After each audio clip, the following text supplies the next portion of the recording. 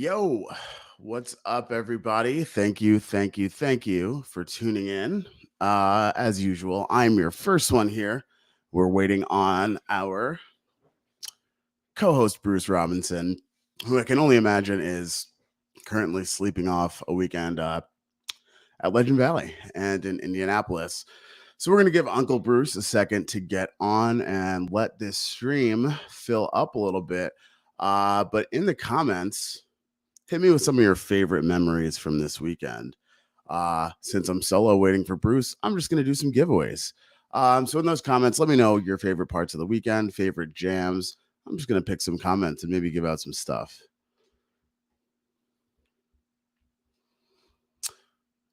Brendan, you're absolutely correct. Bruce is meticulously trimming his beard at the moment. As we said, waiting for Bruce to get on right now, but feel free to share some of your favorite moments from the weekend in the chat.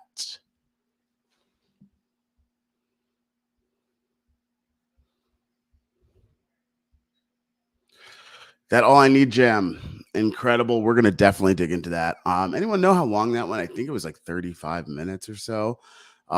Definitely an epic All I Need. For those of you who have watched before, you may know that All I Need is not exactly my favorite, but I think it's taken a new place in my heart here. Josh, you're absolutely right too. Born Outro Jam was underrated. I'm really liking how Born's come along. I feel like the jam sounds a lot like 2001 a lot of the time, and 2001 is a throwback favorite of mine. Throwback jam that the band used to play a whole bunch, and so you basically get a little bit of a 2001 jam with Born. Never a complaint for me. Jeff Half Step was awesome. Certainly was upset that I missed that half step. Sounded absolutely incredible. The guys always do it justice. Really reminded me of that old half step at Peach Fest. Brendan and Becca's engagement anniversary, an epic night in Westville and New Haven last year. Happy engagement anniversary to Brendan and Becca. Shout out to you too. Love is in the air. I just saw Bruce appear. He's almost here. Diesel Johnny, Return of the Dark Horse. It's good to hear Dark Horse come back. Good to hear Dark Horse around. One of those songs that I feel like they stick to the original. Haven't really changed it up the way they have with the Tumble, with Hot Tea, that kind of stuff. I like it the way it is, straight, no chaser there for Dark Horse. So we're still waiting on Bruce. I think he may now be having some technical difficulties. I'm going to grab my pin board. We're going to give away a pin. Why not?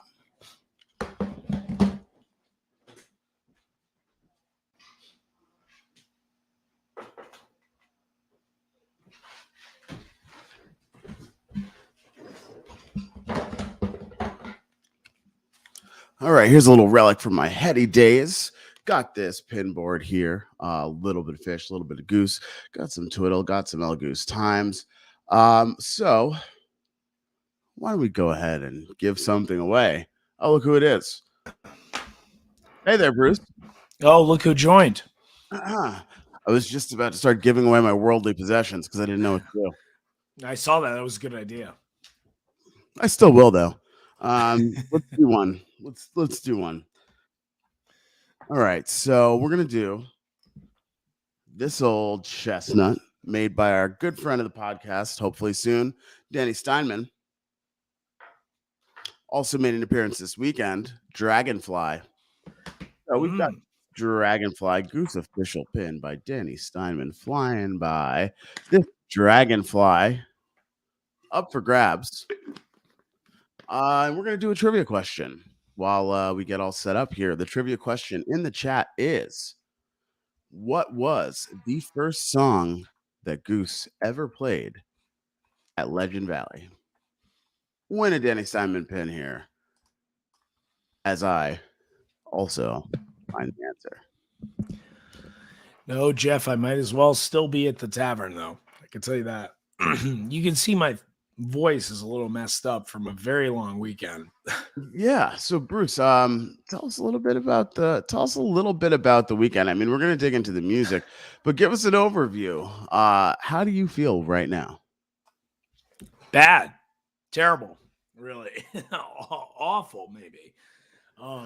But the weekend was fantastic, and I mean, tons of good music this weekend. They showcased everything I love about the band in 3 shows. Well, a lot of upbeat, a lot of energy, incredible jams. It was really awesome. And that's why I yelled so much. And that's why my voice is shot. Bruce, have you had a tea yet today? I have not. And I need a tea. It I sounds like definitely you need need a tea. CBD and a tea. You got to make yourself a little TBD, CBT. So Jeff Hill, you are a winner. Got a Danny Steinman pin heading your way in the mail. This dragonfly is flying through. First song Goose ever played at Resonance 2018 was So Ready, kicking it off with a late night set after Melvin Seals and JGB, which was cool. I was standing side stage, and someone asked me if I was related to Melvin Seals. The answer is no. So we've got a lot to talk about. Jeff, shoot me your address via Facebook chat, and I'll send this out to you. So we got a lot to talk about today in a little bit of time because I need to actually accomplish something for once. Wow, you got to work? But first, I want to give a big shout out to our manager, Kathleen. Our manager got a huge promotion, not in our internal organization, but we don't promote. We don't promote here. Our manager also happens to be my wife. Somebody's got to have a real job in this household. Thank God. So here we go. I'm changing up the view here. Let's go horizontal. All right. So we got a lot to talk about. I really want to hear, Bruce, about your experiences this weekend, but I really, let's start at the beginning, which seems like forever ago, but let's talk about last Monday. And we're gonna zip through this because I really want to hear about the weekend. And frankly, this seems like history. But let's talk a little bit about Goose in Vermont. Make some noise in the chat if you were in Vermont. Make some noise, clap your hands, stomp your feet in the chat if you were at those Essex shows. I love the Essex experience up in Essex Junction, outside of Burlington. I was up there for the previous shows when Dave Grippo sat in, played an incredible show. No Grippo this time, but a first set that consisted of Lead the Way, Atlas Dogs, Earthling or Alien, Indian River with that Welcome to Delta like jam, Flow Down, and So Ready. Really, really strong return to Vermont. Neil Landry was there. Neil, what'd you think? Let us know. And that was a different composition of Atlas Dogs, right? That was a different composition of Atlas Dogs. New Atlas Dogs. I really thoroughly enjoyed it. Had a Jackson Brown type vibe. Some folks were complaining about the chorus, as folks tend to do. But, I think that song has come a long way and will continue to grow. These Vermont shows, really, really vibey up there for the guys. They always seem to show up. Little known fact, bassist Trevor Weeks attended the University of Vermont. Maybe it's a commonly known fact. I don't know. Wow. But, yeah. So dropping knowledge today. Yes. Yeah. It should have been a trivia question. Damn. So a little 4-song second set in Vermont: Wisteria, Fire Wisteria, Travelers, Tumble, and Yeti. They did that old shebang bang where they left the drone stuff playing and jumped right into Tomorrow Never Knows and closed out the show with Yeti. Bruce, that was a while ago, it seems like at this point. But what were your impressions of those shows? Well, we obviously weren't at that show, but talking to fans online, there was a lot of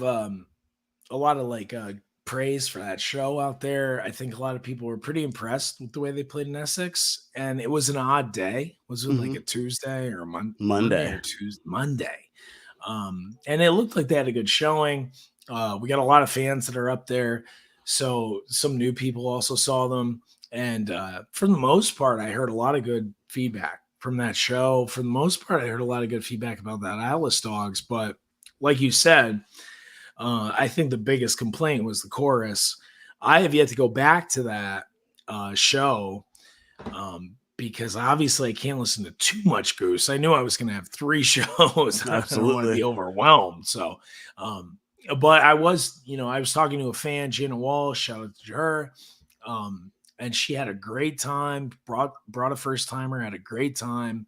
And I mean, that's the biggest thing. It might not always be for a lot of the fans like the penultimate show every time, but when you're getting new fans to come and every time those new fans are impressed, and even if we're like, oh, maybe the show was a little slower, maybe it was this and that, if they're selling it on new fans every time, no matter how they play, I mean, that's what they're out there for, and that's a successful show.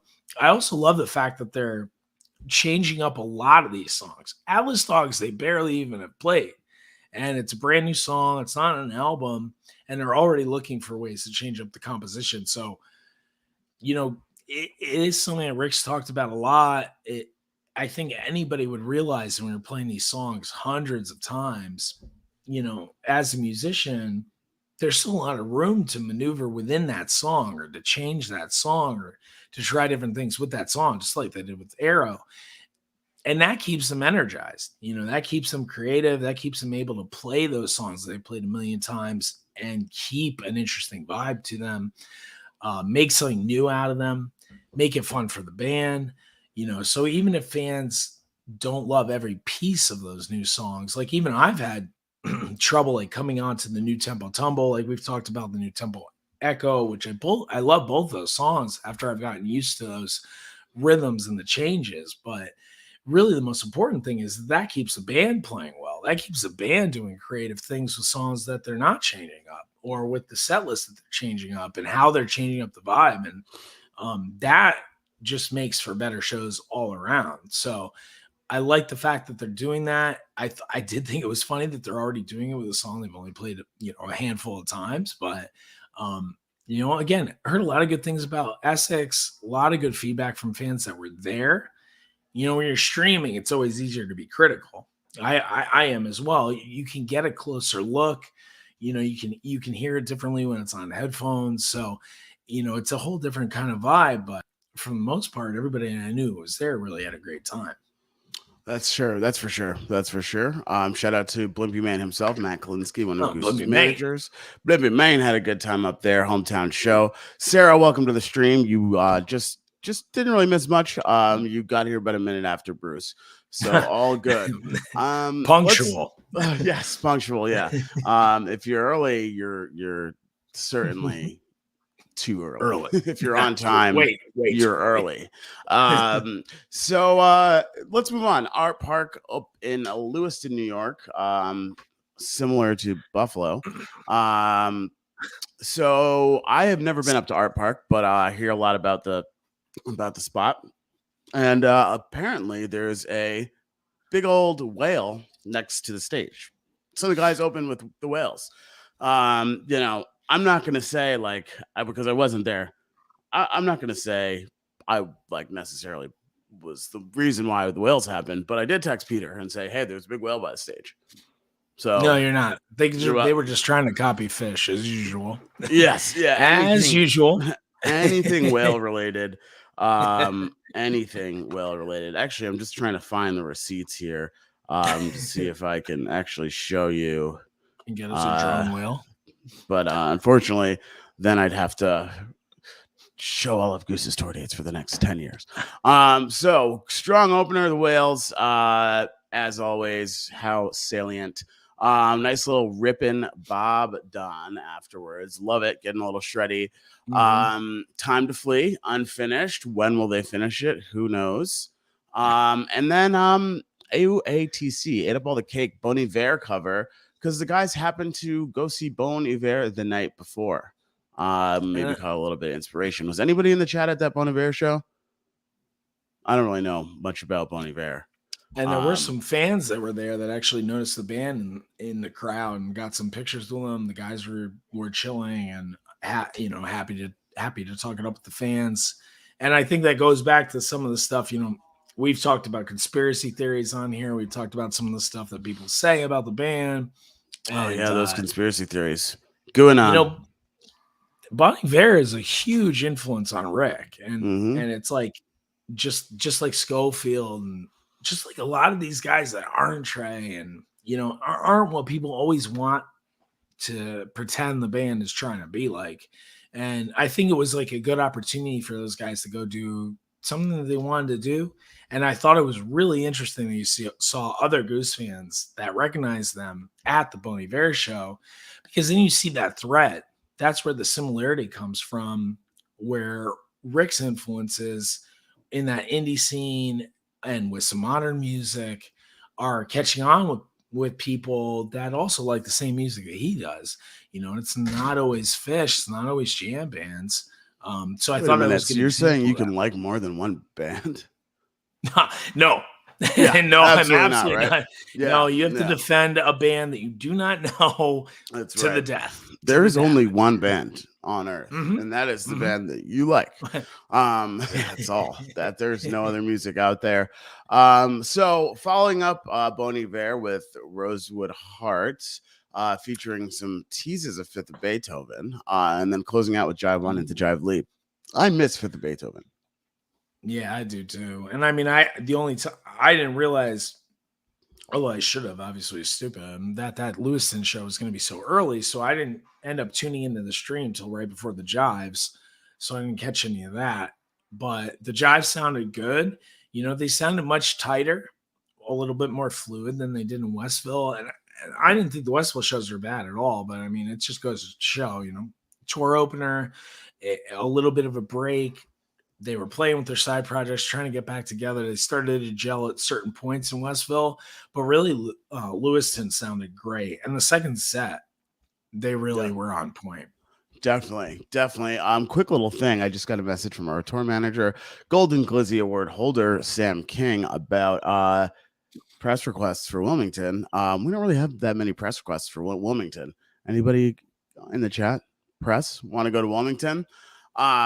This is your leading source for breaking Goose news. What I can tell you is that People's publicist. we did have some tickets reserved for press that won't be there. So the show sold out. Those tickets may end up online soon. So if you're trying to go to Wilmington, keep an eye out because there may be some tickets available. Maybe just hit refresh a few times. So I heard Wilmington was the smallest venue on this tour. Yeah. Do you know the size? Chilmington. I don't know the size of the spot, but that is what the good old Google is for. So it is definitely the smallest. That's what I heard as well just now from you, Bruce. Yeah. So the Greenfield Lake Amphitheater information. Yes. 1,200 people.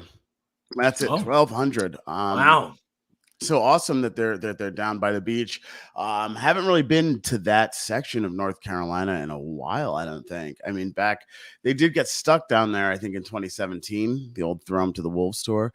When the van broke down in North Carolina, the guys had to hang out like at an RV park all week. There's some funny photos online if you dig in.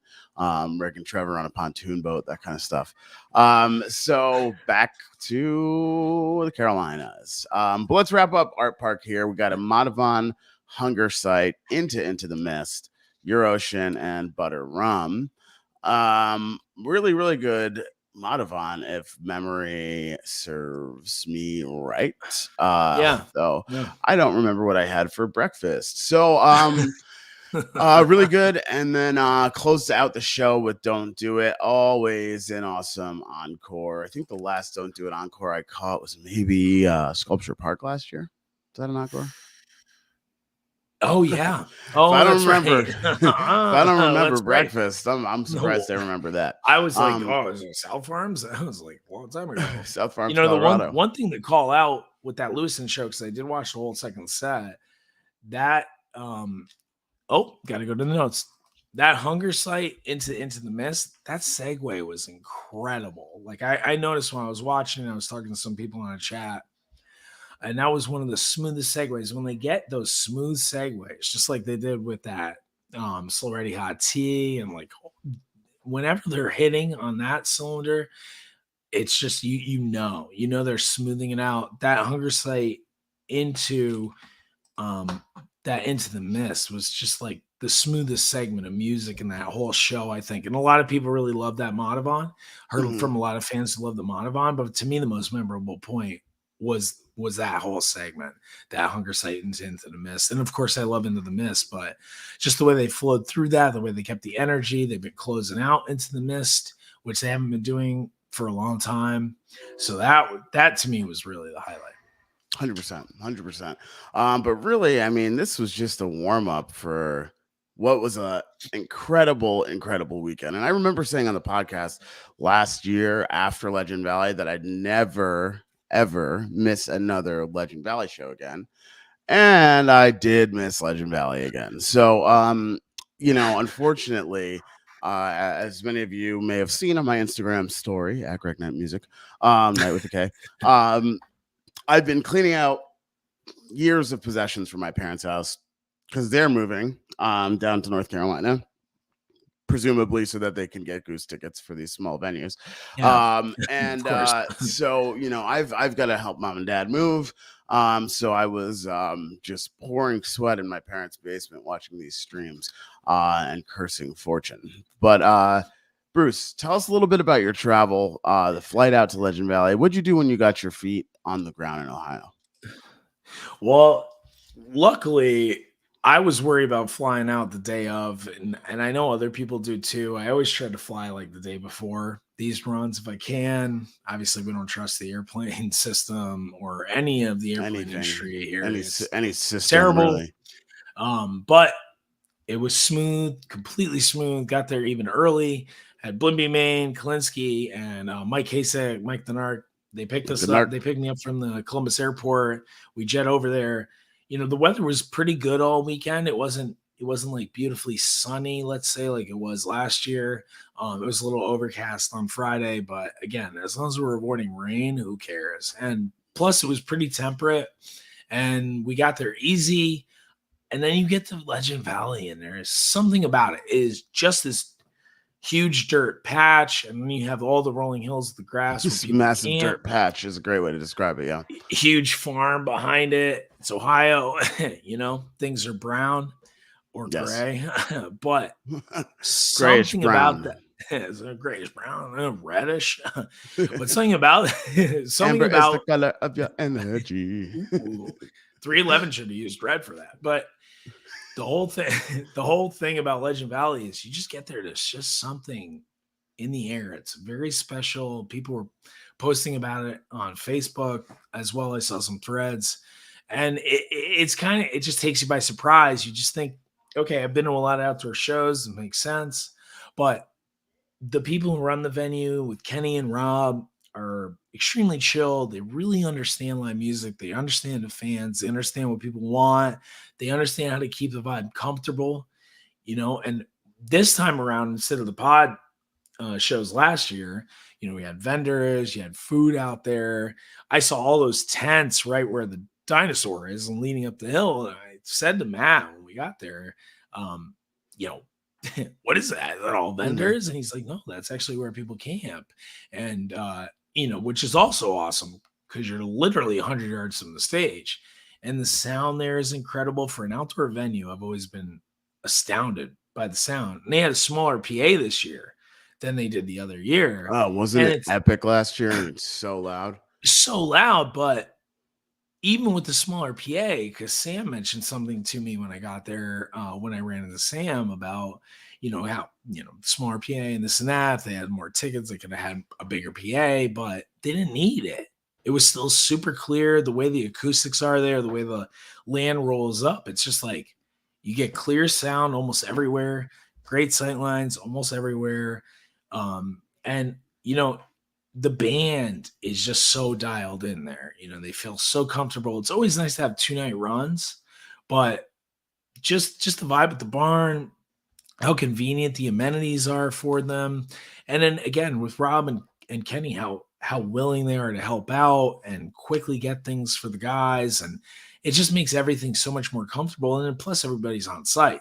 You know, Right. even for Right. me, it's when you have all those moving pieces with the shows like we do these days, you know, you're just jetting from place to place, trying to see people everywhere. Everybody's in separate places. When you're at Legend Valley and you're all there, you know, and people are all very close, at least to Buckeye Lake, it just makes it so much easier. And honestly, dude, the Midwest vibe, the Midwest jam scene, the live music fans out there are extremely chill, extremely kind, very generous, very deep in the music, you know, very Yep. passionate fans, and they just get it. So it just makes that whole environment an incredible place to go to. And when the band has places like that, they let loose. You know, Yep. they absolutely let loose. And you could hear it this weekend for sure.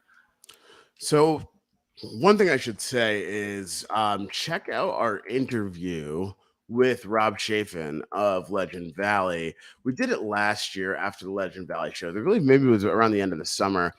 Talked a lot about just his history at Legend Valley, his whole outlook on how you can make it a venue, kind of an incredible place for the artists that are there. I believe the the words Rob used were happy cows produce happy milk, if I Yeah. recall correctly. Uh, But listen back, check that out. The episode is called the Leg 2 Recap. It came out last July, back in the day. So let's talk about this. Oh, this set list. Open up with California Magic, and then first time played Butterflies by Great Blue. What do you think? I talking to people at Legend Valley the next day, people constantly mention butterflies to me. And I think, you know, it's just it's what's cool about the band doing like Rick and Peter and Ben doing songs that they have with other guys that could always be incorporated in the Goose if it makes sense. And Goose is always going to have that different flavor on it than their other projects would. So it can be good in both ways. It's again just like Alice songs, just like changing the tempo over tumble. All these things like just keeps things interesting for not only the band members but everybody else, you know. And you can see a different outfit, see them play it a different way. See it with Goose, and they really crushed it. And California Magic, it's just a great song, like just in a compact sense. It's an excellent song, great way to open, great song to sing along with. And then really about that flow. California Magic flowed really well into Butterflies. Butterflies is a very cool song. Great Blue released that. I can't remember what the other song, but they had a record, like kind of a studio recording in the basement they did before they went on tour.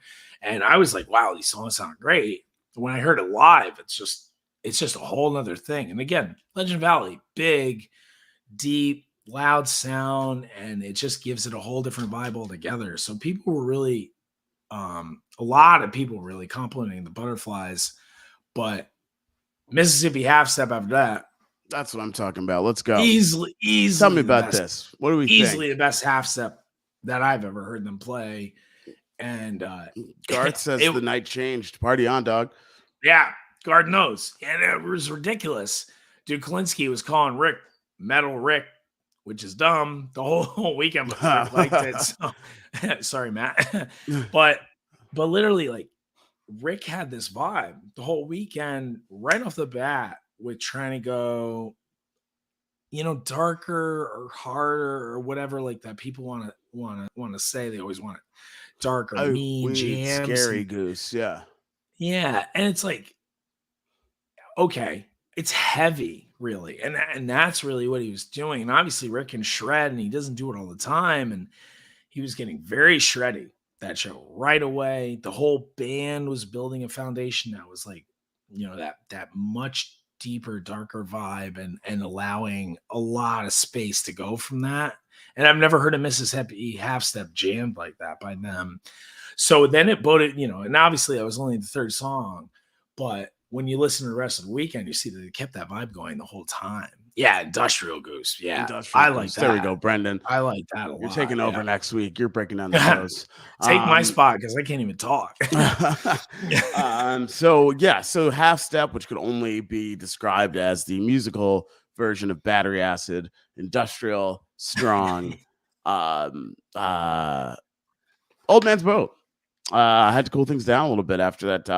After that Half Step, love the Old Man Boat jam, but you know what I love even more is a phone call from Luke Beeman. Hey Luke, what's going on, dog? What's up, baby? Give me a call later. Ooh. Take me out to dinner. Big shout out to Luke Beeman, friend of the podcast, of the special. Special's playing Red Rocks this weekend. Check it out. Also streaming on Nugs, opening for Humphreys McGee. Shout out to our boys in the special. We love y'all. Kill it out there on the rocks, aka Absolutely. Ricks. So Old Man's Boat Jam is back. That's right. Had to take the boat in for repairs. There were some leaks. First set creatures is what I want to talk about. I love a first set creatures. Give me. It's funny you mention that because I was gonna say that. Like I said that to people while we were watching the show. I was like, it actually fit perfectly well after the Old Man's Boat Jam, but I was like, wow, first set creatures. I don't even remember the last time I heard that. But then I was also like, yeah, first set creatures. There we go. Like after the Mississippi Half Step. It's again like some of these shows, you can just feel the vibe from the band. You just know the band is in the pocket and they're going to continue to bring it. That level is not going to come down. They're going to keep that flow up. It was like one of those Portland shows back in February that I recognized that basically the second song, you just hear it, and when Rick's loose, like same second night of Philly, it just keeps the vibe going. It sets the stage for the whole band. To keep that flow going. And once that first set creatures came in, it was like, okay, yeah, they're going to bring it at Legend Valley. They always do. And it's just like, no matter what we say about them always doing that, it's still like, okay, I'm not going to set up expectations to think, those last two shows of Legend Valley last year were incredible. So I'm not going to be like, oh, they have to put up epic shows, going to be the best shows ever just because Legend Valley. And they were ready to do it. And you could tell right then, you could tell after Mississippi, the Old Man's Boat was nice. And then it led smoothly in that Creatures. That Creatures was sick at first, that Creatures. So it was like, okay, they got the energy.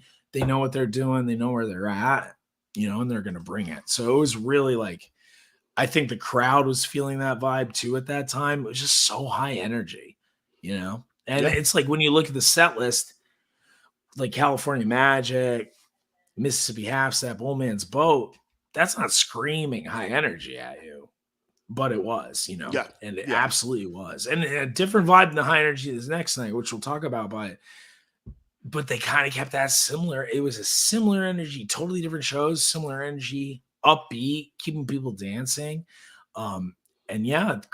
First set creatures, man, is such a good sign. So it was great. And they were playing out of their mind. They were already tight right then, and that goes back to showing how relaxed they are at that venue. Yeah, Legend Valley, happy cows making happy milk. Happy milk. Neil, you put it the right way. Went to hit merch thinking it was going to be a short Creatures, and the set was end. Boy, were you wrong. The official return for the first time, back for the first time. Boo, boo, boo, boo. Turbulence and the Night Rays, of the pseudo original, making its debut with Goose at the hallowed ground that is Legend Valley.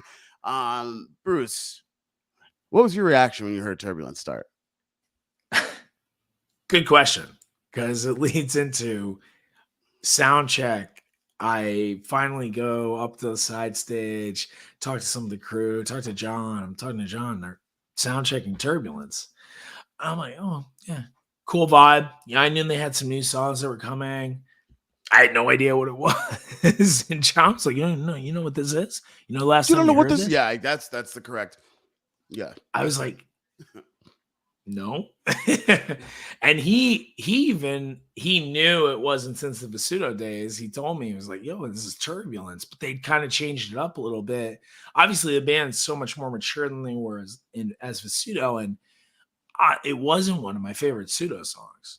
It was Well, like a little the thing is, odd. they never really, I feel like they played Turbulence this weekend the way they envisioned it as Vasudo, but they just weren't there yet. Yeah. It's like when I look in the mirror and I see 50 Cent and I'm like, damn, Greg, you're not quite there yet. However, it'll take years to chisel 50 Cent out of this body. So a little bit more than You I need wanted some to share. physical injury to the mouth. I don't know if people know 50's history, but Cause shut not down now, walk with the new. Enough about me. So Turbulence is back. And Turbulence back. it's incredible. I'm happy to have it back. Last time played 2012.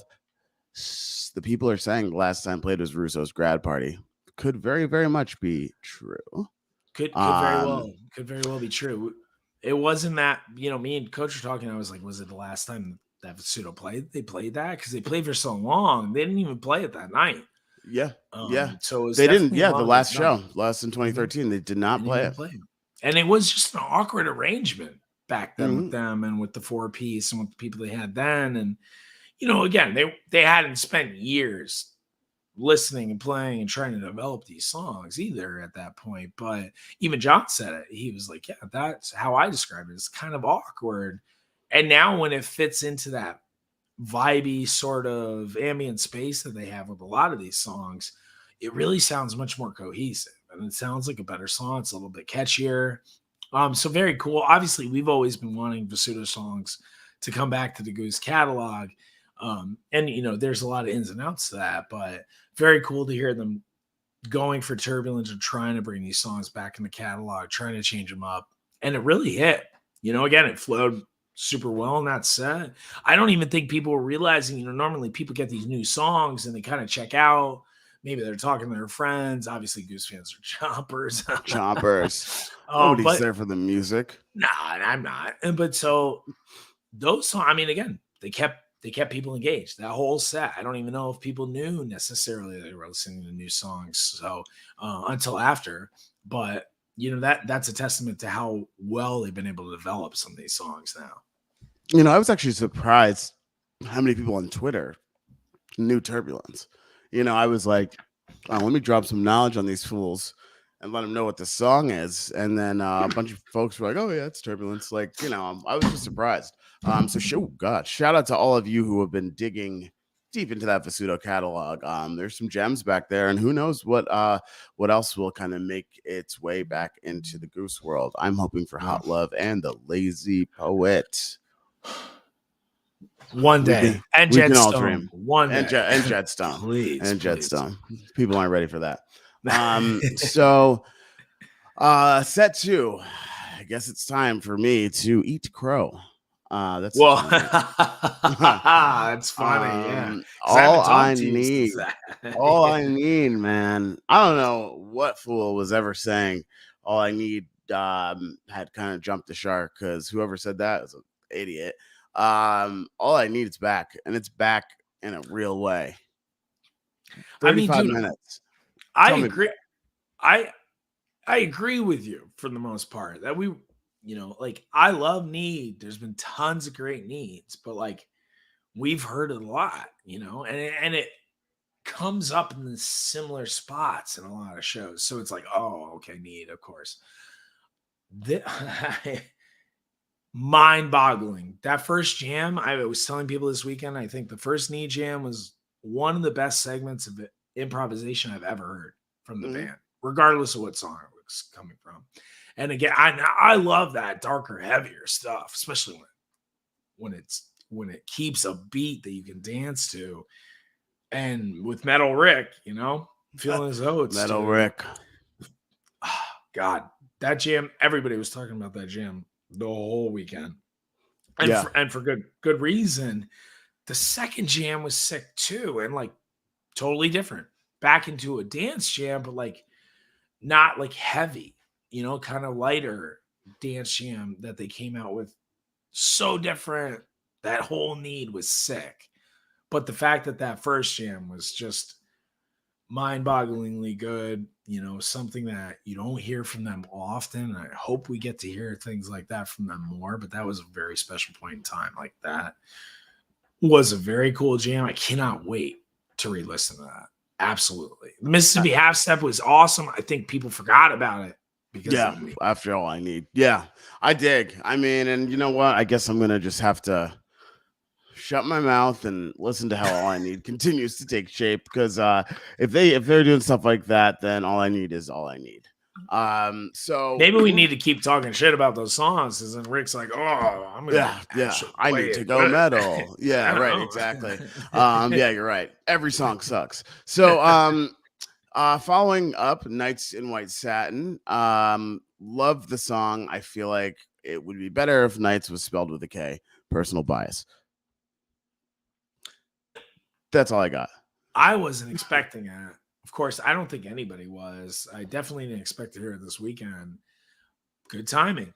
Again, good choice at that time. And everybody likes that song because it's so like cathartic and operatic, and everybody can sing along with it, and that Need was so long that it made sense for that to be the second song to kind of like cool it off. But it kept that vibe going, kept people really in it. And Rick's voice on it, like it's some of these songs that he sings are right in his wheelhouse, and that's why those covers get picked. I never would have thought the band would have ever covered Nights in White Satin. When John told me before Brooklyn that they were going to do it, I was like, I happened to be up. I was working, but I happened to be up in the balcony when they did it then, and I was like, oh, that works. Yep. And when it comes out in that kind of position, in that kind of show, it really works. Kind of reminds me of In Your Eyes from Sculpture Park, where it's like, ooh, yeah, Sculpture Park was bringing the heat, but In Your Eyes was so operatic. It kind of still kept the heat going, but like at that like broiler level, like you turn the oven down a little bit, let it set, keeping it warm. So it was like that. And, and again, Rick's voice, sometimes, his voice always sounds good, but man, he was very locked in on all levels this weekend. Not just ripping the guitar, not just metal Rick, but his singing was impeccable. California Magic sounded great, and that sounded great. Speaking of singing impeccable, Peter sounded great too on Redbird, which was the next song. He did. And I was reading stuff, and I had said to one of our friends, Angela, before the weekend, I was like, honestly, I'm looking for a fat Redbird at Legend Valley. It seemed like we were most likely going to get one, but that huge space and the huge sound, and it's like that big vibe from Redbird and the round with the singing, and it's like I could see that fitting into that environment really, really well. And I used Redbird for a while as a way to tell people, like, if you can't hear how Peter's improved singing, that's the song. That's a hard song to sing, And I saw some people online, saying like they do, wishing Rick was singing it.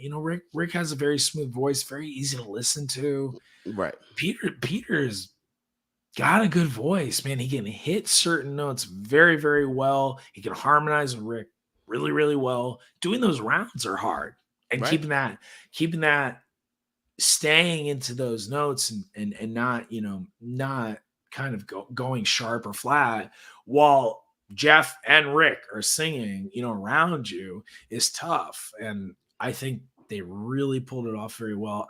I've always saw it in most of the performances of Redbird. Team Raspy Bruce. Hopefully I'm not this raspy ever again. But it was a hard weekend. It was dusty. Very dusty at Legend. The dirt pile. The Ohio dirt pile. Really got caught in the throat. So Spirit of the Dark Horse. Like it. Nice. True to the original. They did that thing. Yep. And then Dragonfly. So Dragonfly, sick. Great. And sick ending. Yep. Like it kind of came on with that's the sound a Dragonfly makes, right? Yeah, that's exactly the sound. It's and the like wings. Yeah.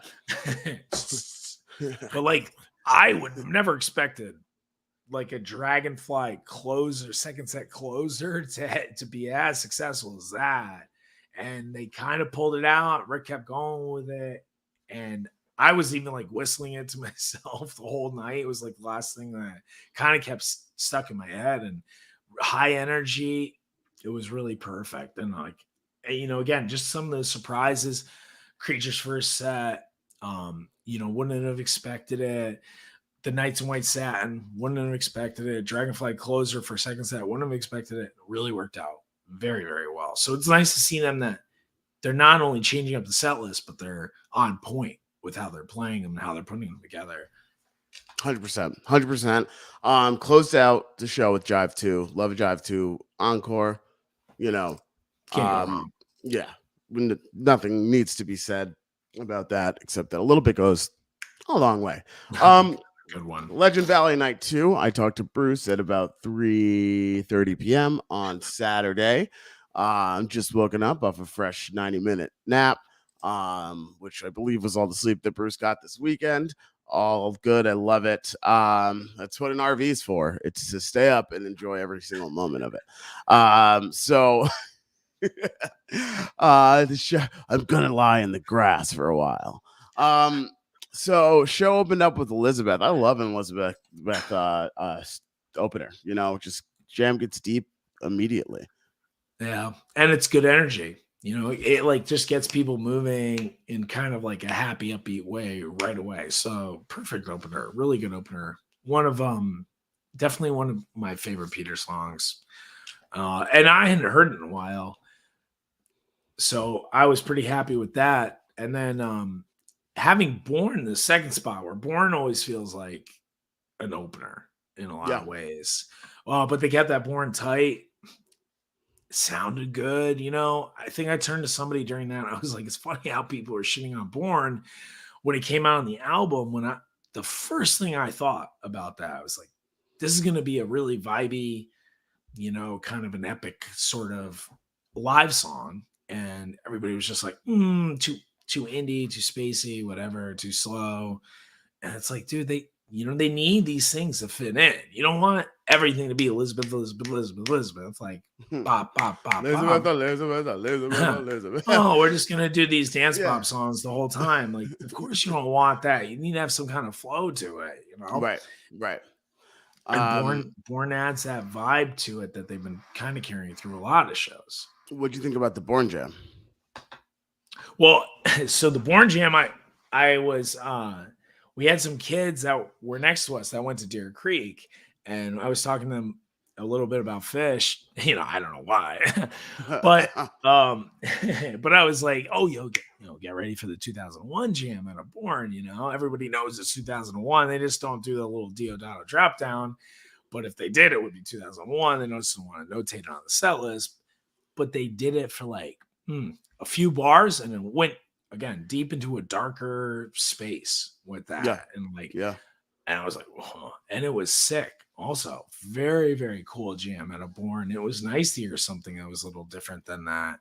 What we're calling the 2001 style jam out of that. And then from Born into Dr. Darkness, a Bruce Robinson story. Bruce, I'm seeing some comments in the chat about your experience with the dust. So one, I didn't realize you got dusted this weekend. I know you like to get wet. But Sarah said your Skechers were hella dirty. Yeah. I imagine from knowing you that you got your party pair that you bring to Legend Valley. You're not going to take the Ferraris out of the garage. Duh, dude. I mean, see, and that, yeah. See, that's, me. Yeah. I had to tell people that because they don't know me. But I was like, yo, these are the kicks I wore last year at Legend Valley. And I need the whites because everybody knows the classic white Skechers with you covered in dirt. And I was like, I know Legend Valley is also covered in dirt. So I had these fly ass, gray ones. I'm like, I'm not dirtying those up, Yeah. So I brought the one, and I can't bring 3 pairs of Skechers in my carry-on because they're really heavy shoes. I don't know if that's actually legal. you know. No, I Yeah, don't. I think they'll take the third pair out. that's right. Yeah. So, Sir, yeah, these are far exactly. too many So Skechers for you to be taking on this one trip. just had to make some choices. 100% tough choices. I dig, but whatever. It makes sense to me. So dark. After that, we had drive. Like great drive, but just kind of I think a good standard, you know, standard automobile.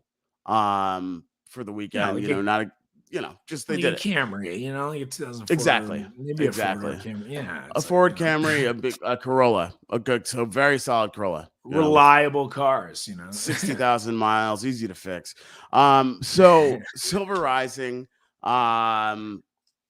Teen Wolf soundtrack, sounded really good though. Harmonies were on point. Yep. And then closing out the set with Arrow.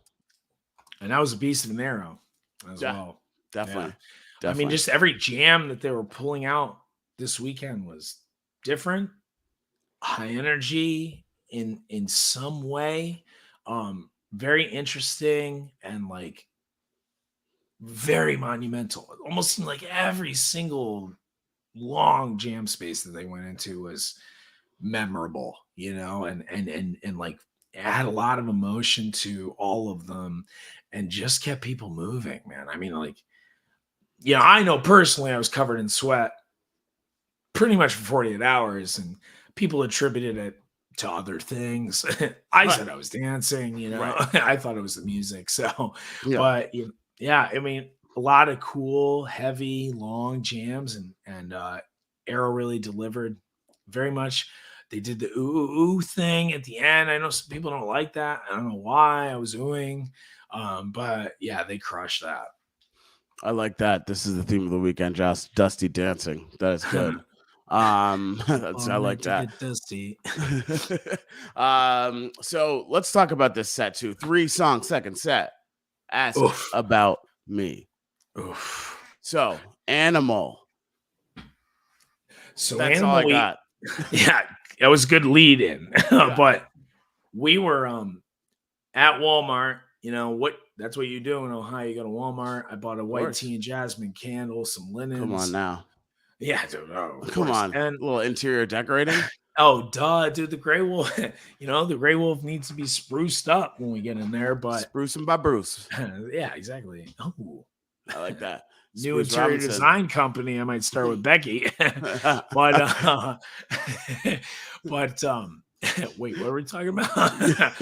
So Animal, we heard on the sound check on the way out of Walmart.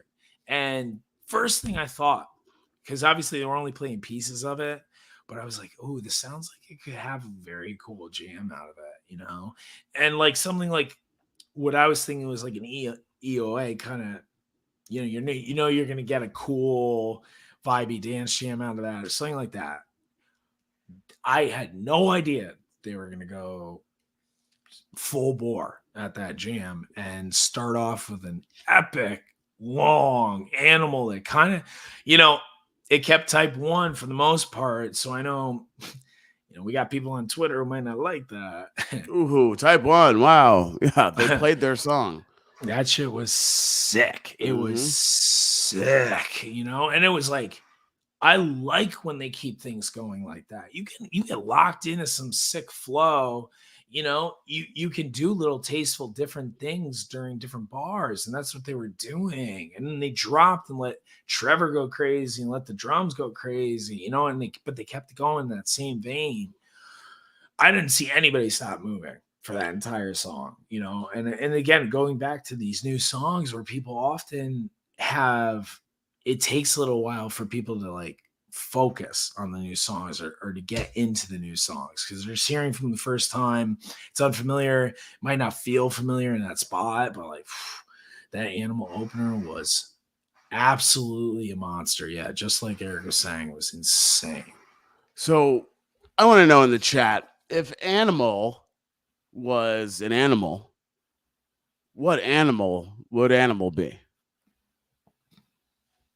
Does that make sense? Mm-hmm. What would you say, Bruce?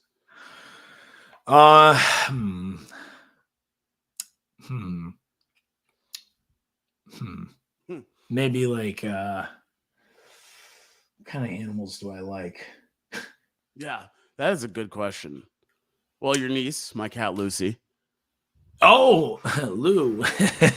Lula. Huh. Ooh, but she's much too gentle. Yeah, no, she's much more of an Echo Much Rose. too gentle. It's Yeah. a little too grimy, Yeah. Maybe like Trash Panda. A little bit of a Ooh. raccoon going on. Yeah. Okay. Like I know. a rabid one. Yeah. Oh, Or a type feverishly rabid, like animal just control can't even catch it because it like hisses and spits at him and runs away too fast. vicious. Done. Yeah. I like Done. it. That's Rabid. even though they mention a monkey in the song, it's really much more of a rabbit trash man. But we all know the truth. So a Western Sun, good little like 18, 19-minute Western Sun. So when you look at that set list, it's funny that everybody's like, oh, 3 songs must have been monstrous, whatever. You see a Western Sun in the middle of it, and you're like, oh, what are they like? Just take a very slow break in the middle, and it did not feel like that at all. It was like a pretty standard Western Sun as far as the composed parts and the vocal parts, but it still had a little bit of that. My mom. Oh, hi, mom. Hey, mom. As live, sometimes I get phone calls. I don't. She's like, nobody. What are you talking about? Trash pandas. But it fit, and then the jam in Western Sun, it kind of took like we were saying before, you want some sort of rhythm and flow to the sets, and sometimes you're going to want to slow it down to some extent. And the way that they kind of tap the brakes slightly to get into the lyrical part of Western Sun and then took that jam out, it was perfect. Like it was a perfect lead away from a very long and a very aggressive animal. Rabbit Trash Panda is a very aggressive panda. Yeah, heading west. Yeah, heading west. Western Sun setting. Yeah, you can't find that thing. It's because it's hiding in the night. It's out in day. It's rabbit. So that jam in a Western Sun still kept up the energy, still kept up the vibe. And then I was like, I missed an epic drip field at the second night of Westville. And I didn't know, I'm sure they were going to play a new song. They got to play them. But then it's like, okay, so what are they going to do with this one? Really, that second set is just one. I mean, I know people don't like hasty rankings. Sorry, Twitter guys, even though I'm usually right about that every time. Yep. But like that second set, in the way that the production was, especially with Dripfield, with Getty and the lights, Getty's new light rigs gives it so much depth. And Legend Valley has a big, deep stage anyway, but you could see it at Westville too. There's just something about the layering and having those standing lights and the new stands, the moving trestles, and all that stuff gives it so much more depth. And the production, along with the way they were jamming and the 3-song set and how it flowed, one of the more monumental, one of the more emotive experiences I've had in music ever.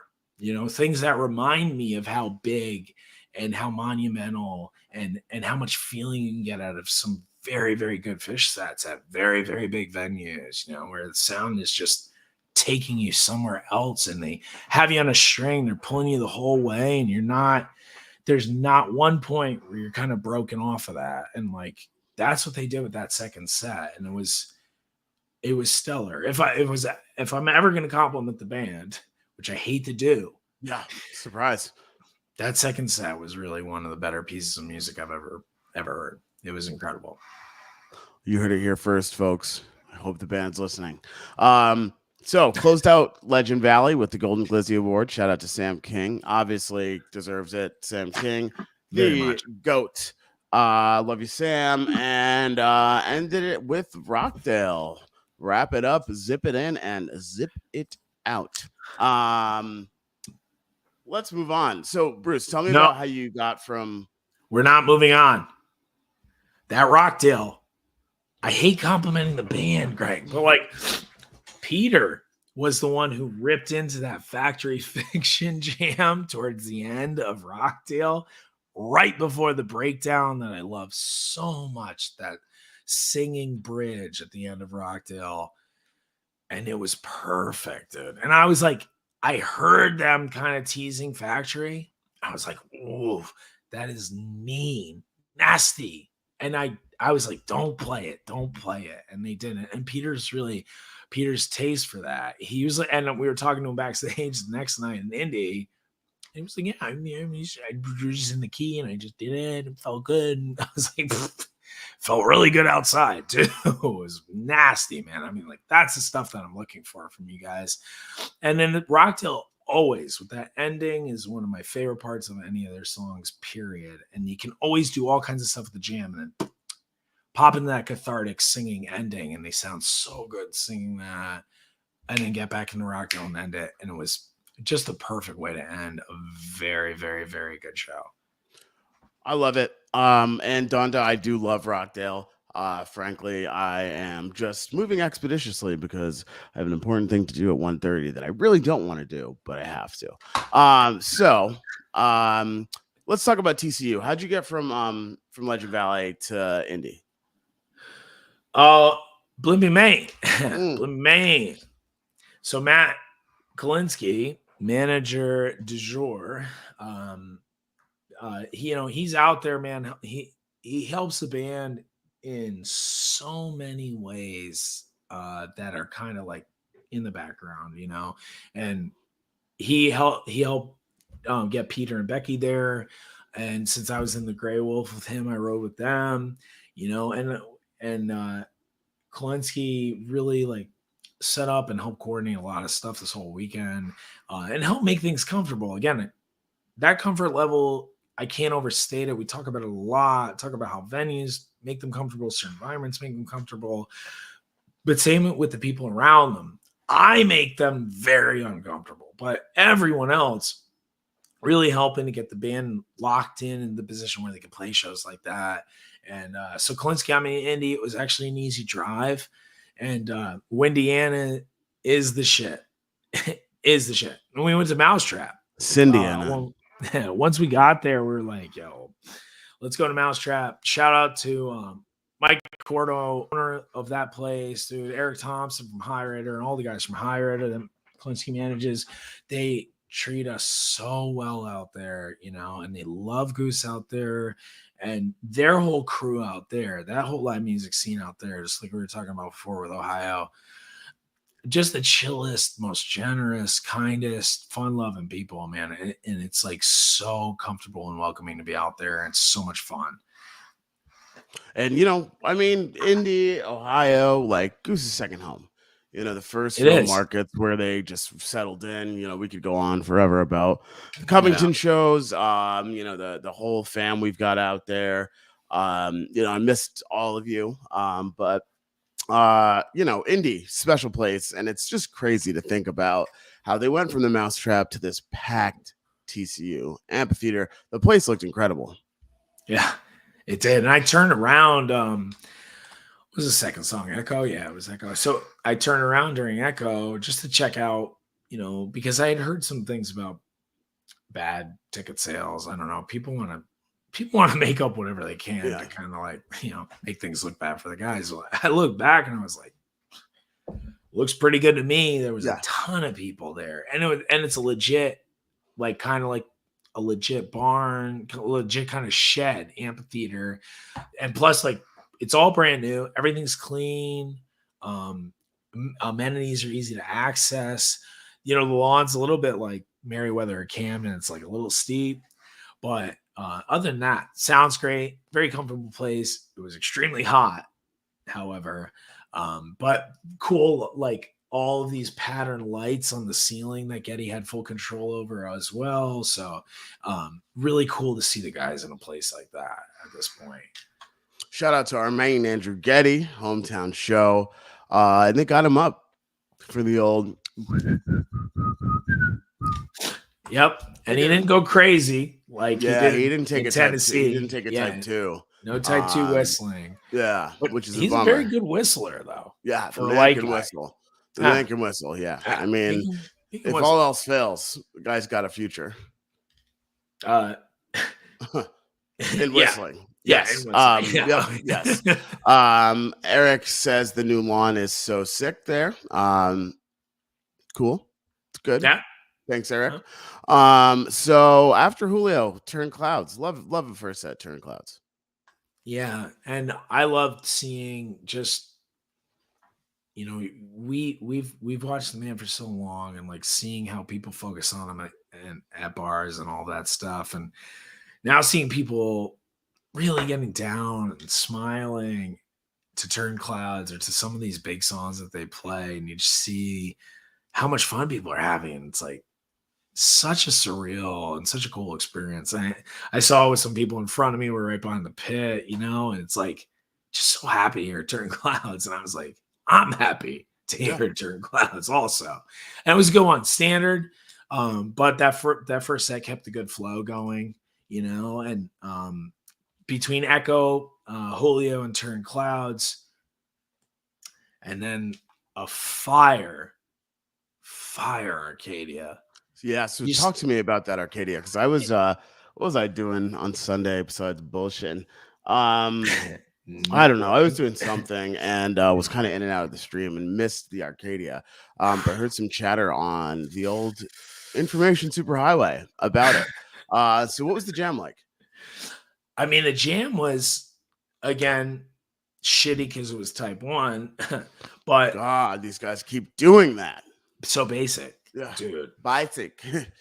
This such a cool, like that when they get in that funk space out of Arcadia jams, and they just locked in and kind of kept it going. And like with the Animal, just adding these little twists, like keeping that beat going, keeping the main theme going, and adding these little variations with different instruments, different players in between, and just kind of building on it while you're keeping that going. I talked to Rick after the Indiana shows, and it was like, he expressed it like kind of keeping a train, like chugging along the track. And I had mentioned to somebody that if the Dripfield summer tour means you're going to get those rolling drum beats a lot, and you're going to feel that same kind of effect throughout a lot of the songs, like all for it. And that slowed it down. It was tighter, it was patient, but it kept chugging along. And I again, no one stopped dancing from Echo on through Arcadia. Seekers was a needed breather at that point. Yeah. And breathe in. Arcadia was sick though. So it's funny. I would like to I'd like to acknowledge that people were dancing the whole time, because I remember back in the day there used to be some commenters who would say people don't dance enough at Goose, which is a weird thing to say, but it's like I didn't realize that we kind of were keeping this dance quotient here. What is this, Footloose? So anyway, I guess that person wasn't ever looking at me. Right, exactly. So. Well, it's a interpretive dance.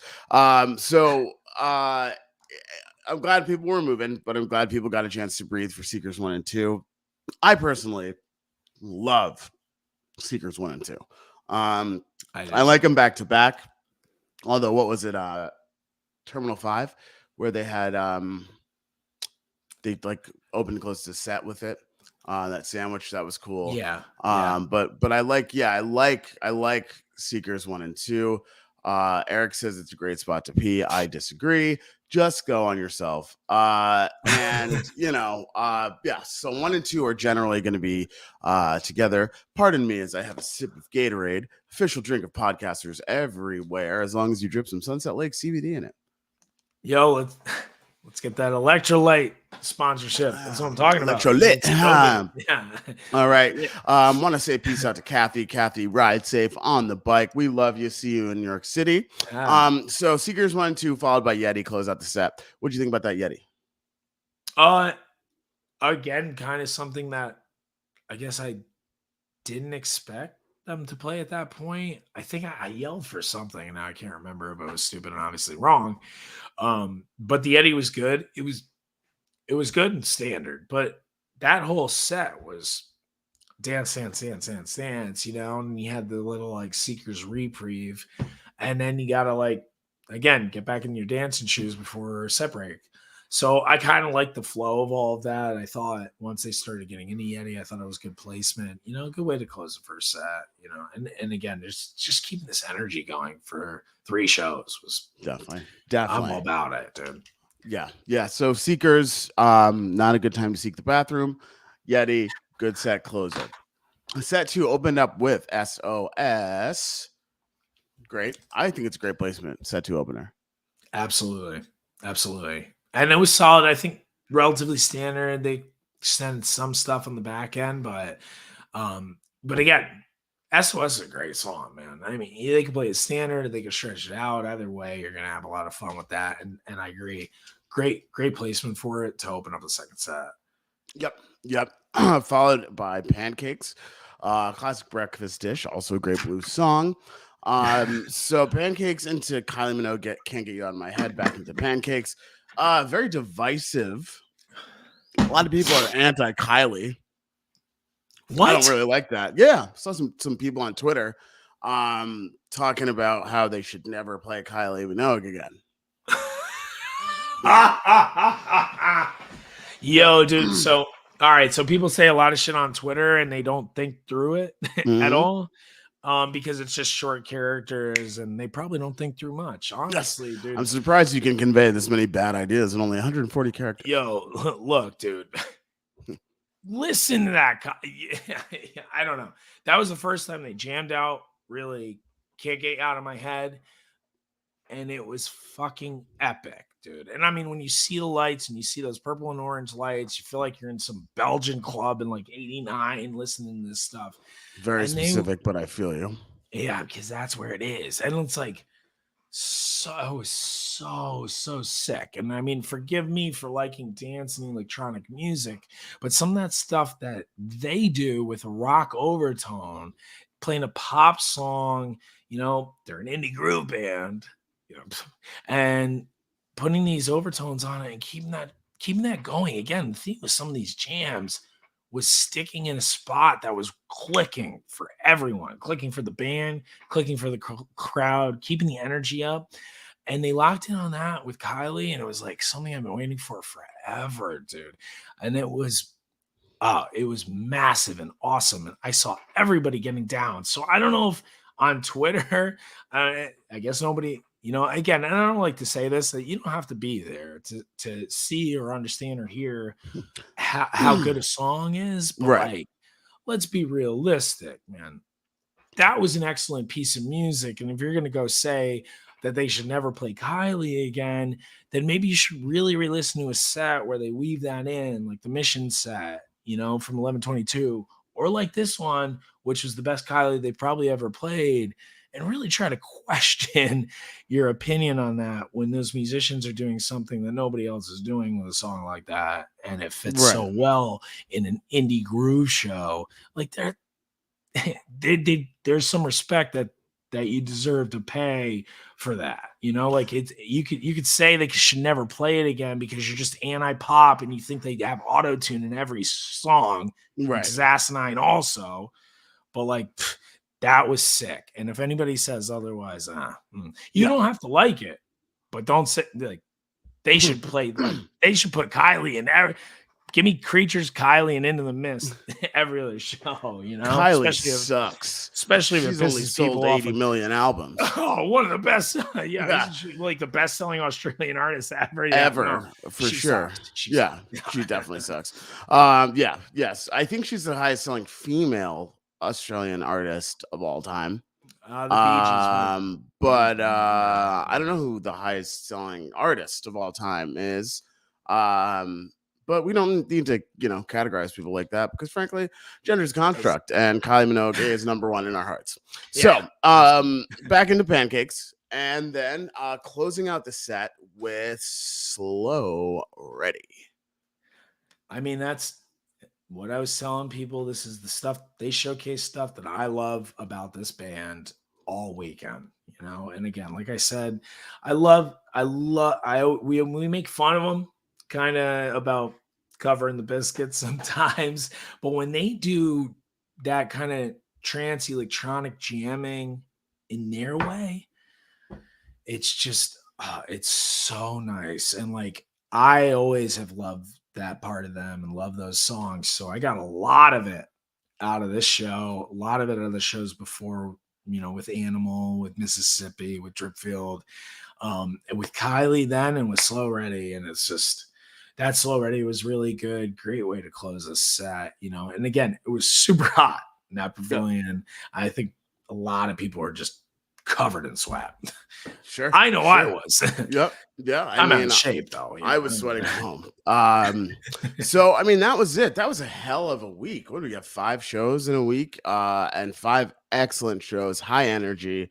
Glad the guys got to take a day off and rest a little bit yesterday, because they've got tonight in Wilmington, North Carolina, sold out. Although, like I said, keep an eye, if you're looking for tickets, keep an eye out because they might pop up this afternoon. Tomorrow they're in Raleigh, North Carolina at Red Hat Amphitheater. Going to be another smoking show.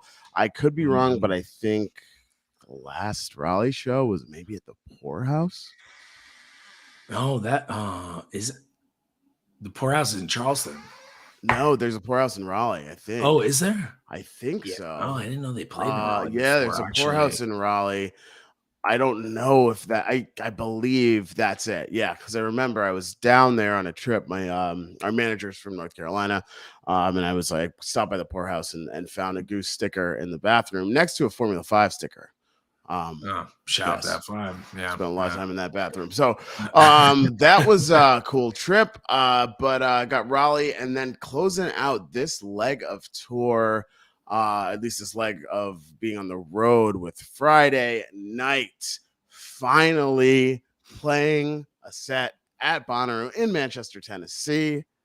Get there and have a great time. It's going to be big time. Yeah, dude. And I heard Bonnaroo is actually selling a bit less than they have in the past. Seems like everything is, so it's not a surprise. But one of the things about Bonnaroo is sometimes it's just so many people. It's just such a huge festival. If you have the opportunity to go and you're on the fence, I think this year might be one of the better years to go. You'll have more space. It's always cool. I'm sure there's going to be tens of thousands of people anyway. Right. But looking forward to them taking advantage of that opportunity and seeing what comes out of that. When's the last time you went to Bonnaroo, Bruce? I went to Bonnaroo, oh God, in 2003, that summer. And 19 years ago. It was a disaster. Yeah. We'll save that for a studio episode. But that okay. My last road trip was 09. I caught the old aquatic band that people seem to like there. Two shows that weekend with a sit-in from Bruce Springsteen, which was weird. 3 songs. It was a lot, but that was actually that was like the only time that I was on the rail for Fish ever. I spent 8 hours waiting by the main stage with like 1 bottle of water. And it was, in that Tennessee sun, waited 8 hours. Huge field. I got to see, like, while I was waiting on the main stage, I believe like Citizen Cope played, then Snoop Dogg, Erykah Badu, then Fish. Ooh. So that was super cool. That was fun. But anyway, I waited and was on the rail, and it was awesome. But I was just like so hot and sweaty. And I think we should wrap there because I got this thing in 5 minutes. Oh, you got an actual job you gotta attend to? You can't just do this podcast. It's a legend. So we're back next week with a studio episode, and we are back next week with a studio episode. We might do a live, and we've got Radio City Music Hall next Friday and Saturday. Going to be huge, and the release of Dripfield studio episode coming out with D. James Goodwin, the producer of Dripfield, next week with a guest host. Find out a little bit more about that. Bruce, you got anything else to say to the people? Send me some lozenges, like Halls or something. Like can't breathe, can't talk. Send Bruce some lozenges because he's on the dust. Yeah, so we're back next week. Thank you all for tuning in. We love y'all, miss y'all, and we'll talk to y'all soon. Oh, yeah, one more thing. I'm George Clinton, Parliament Funkadelic, streaming tonight. Relics, 7 p.m. Check it out. There may be a little interview Publicize that shit. Me interviewing the George Clinton. See y'all.